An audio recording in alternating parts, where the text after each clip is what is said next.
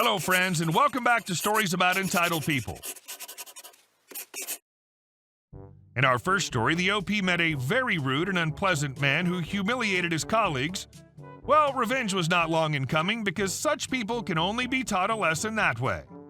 But before we begin, don't forget to subscribe to our channel if you're new here and turn on notifications so you don't miss a new video every single day.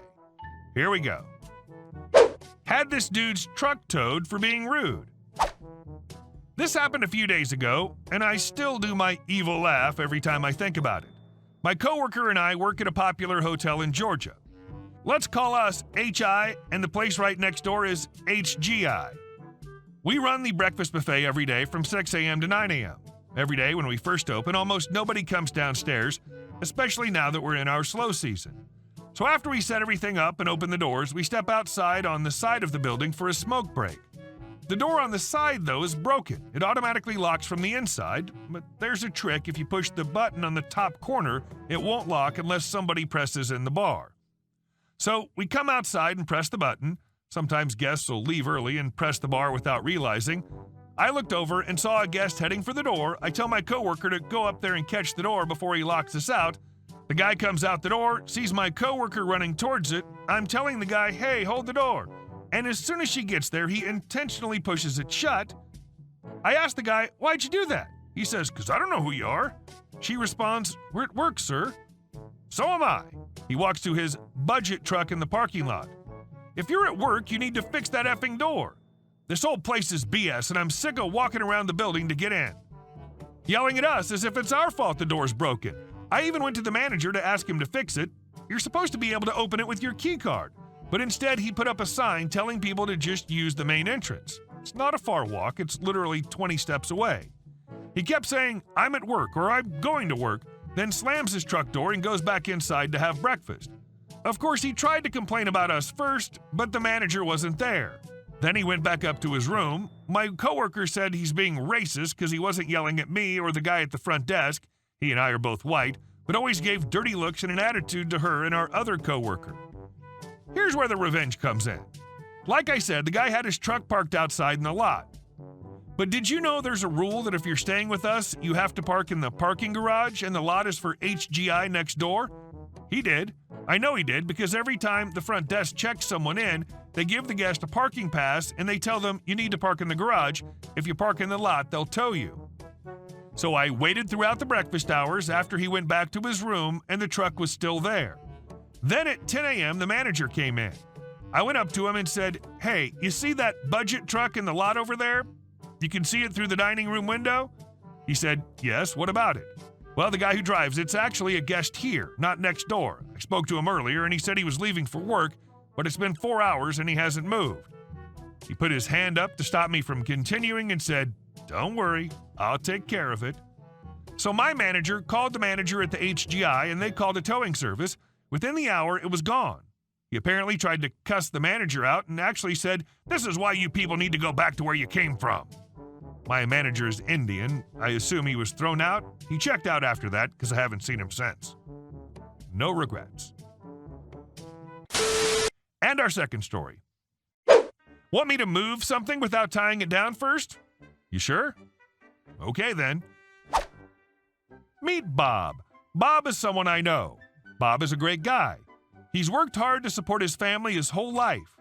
I admire Bob because he can fix a lot of things on his house, his cars, etc. He's almost entirely self-taught and has a lot of common sense despite not being book smart, which is why I was astounded that he had me do this. Bob can also be stubborn as hell and gets to be a real jerk when he's stubborn. Bob's wife found a beautiful roll-top desk at a yard sale.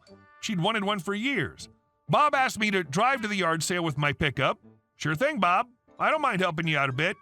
Bob's wife was excited. Her eyes were gleaming. It was huge, heavy AF, somewhere around 250 pounds, and old. It was also a very nice desk. So Bob and I and the seller get it manhandled into my pickup bed. I grab straps and Bob snaps at me. We don't have time for that. Let's get it back to the house. I know damn well it isn't going to hold still, and I tell him so. Yes, it will. It's a big, heavy desk. Drive really slow with your hazards on. Now me, who actually paid attention to physics in high school, and you dear readers know where this is going. I protested, let's lay it down or strap it. Bob overruled me. Bob's wife said something. No, he didn't want the desk marred up by straps. I said something again. Bob got PO'd and yelled, F the straps, let's go. Just drive like I said. I said, F it. I did exactly what he said, despite it being my truck. After all, Bob had done a lot of free work on my pickup for me. I was doing him a favor, so whatever, let him be stubborn. We left the yard sale at 10 miles per hour, with a dozen or so people staring at us, slack-jawed. Bob and his wife were in their Corvette behind me. So I was doing exactly what he said, driving really slow with my hazard lights blinking. We made it the few blocks to the main drag that'll take us most of the way to Bob's house. I get in the turn lane to wait. The desk starts to shift. The lane turns green, and I edge out at about 5 to 7 miles per hour. The top-heavy desk tilted, started to shift, then the wheels on one side came up. Nothing you do at that point is going to work to stop it from tilting. Physics wins again. Bob's wife's new desk died a horrible death in the middle of Powers Boulevard in Colorado Springs one warm spring day in 1993. I could hear her wailing through the open window. R.I.P. desk. Sorry, Bob's wife. I wanted you to have that thing. You were so happy. Edit. The whole thing was anticlimactic, to be honest. We gathered the desk up, and Bob attempted to repair it.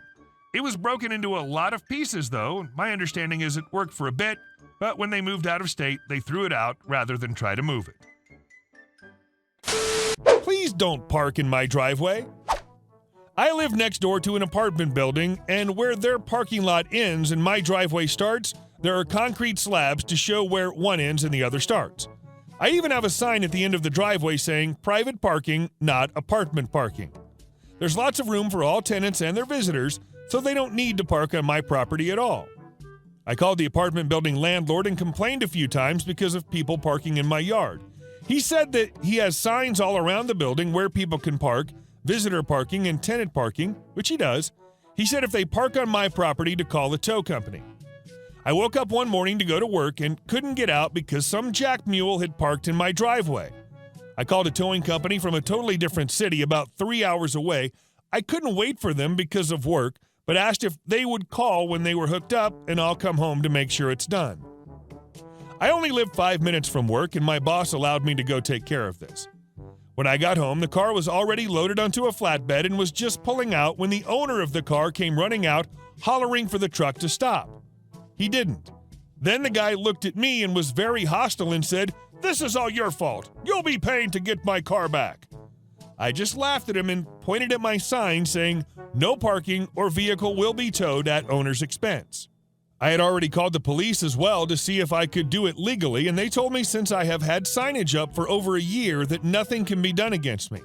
I told the guy where he can get his car back and was PO'd to say the least. I backed out and went back to work. After work, the landlord came to see me. He said the guy tried to complain to him and told him it'll either be one or both of us, but someone will be paying to get his car back. He was told the tow charge alone was $800 because of the distance and a $150 a day storage until it's picked up. I know he got his car back because I saw it parked in the visitor parking a couple days later. It's funny how after this happened, I've not had another person park in my driveway again. I still get the stink eye every time that guy sees me. I smile and wave each time, because I'm an a-hole like that. And our last story. Entitled neighbor's husband divorces her. Our neighbor's wife, Karen, has a bit of a criminal record. Started with smaller charges such as disorderly conduct or resisting arrest, some of which landed her in jail for a bit. She often did things you would expect of a Karen, like getting into arguments with neighbors for trivial reasons or calling the police for no reason. However, later on, she did some more dangerous crimes like DUI or reckless driving. One time, she got into an accident because she was texting and driving while her 6-month-old grandson was in the car. Not sure exactly how long this landed her in jail, but when she got back, things had changed. While Karen was in jail, her husband was trying to get them to file for divorce. He was a pretty nice guy and was mostly tolerable towards her crazy actions, but her putting their grandson in danger was the final straw. Not really sure how divorces work, but it seemed like things were final because the husband had gotten a new girlfriend, Anna.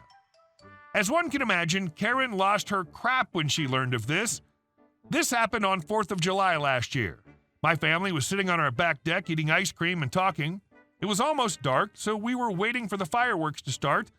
That's when we heard Karen storm out of the house screaming, "Anna, you effing whore!" We heard her yell. It was so loud and it took me by shock. Following her, the husband and Anna walk out of the house. I wouldn't say that we were eavesdropping on them, more like we were curious. From our deck, we had a perfect view of what was about to happen.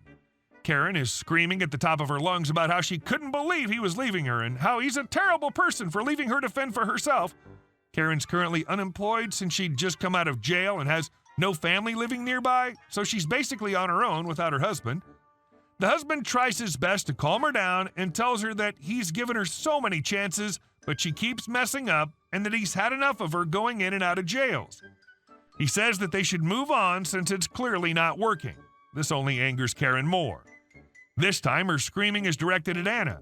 Karen goes on to call her a bunch of insulting names and tries attacking her, but the husband blocks her. Karen then grabs a key from her pocket and pops the tires on Anna's car. She then starts kicking and punching the car, leaving a few dents. It took the combined efforts of Anna, the husband, and their daughter to stop her, and even then they could barely hold her down. My dad called the police a while ago, and they're now showing up. One of them tries to calm her down, but she just attacks him. I'm pretty sure he tased her.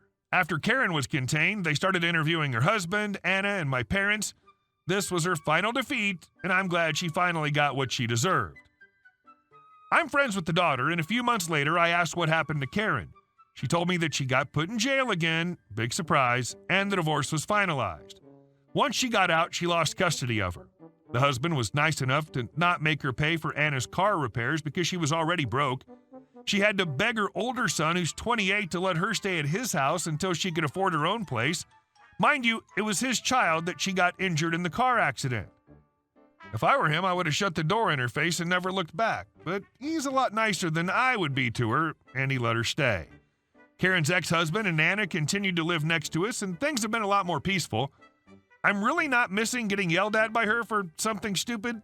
The two of them are actually getting married next month. Small wedding at their house due to Corona. I'd like to see the look on her face when she learns that that same effing whore that she had insulted was marrying her ex-husband. Nice ending to the story. This is a good example of when karma hits you hard. Hey guys, thank you all for watching the video. I'll see you in the next one.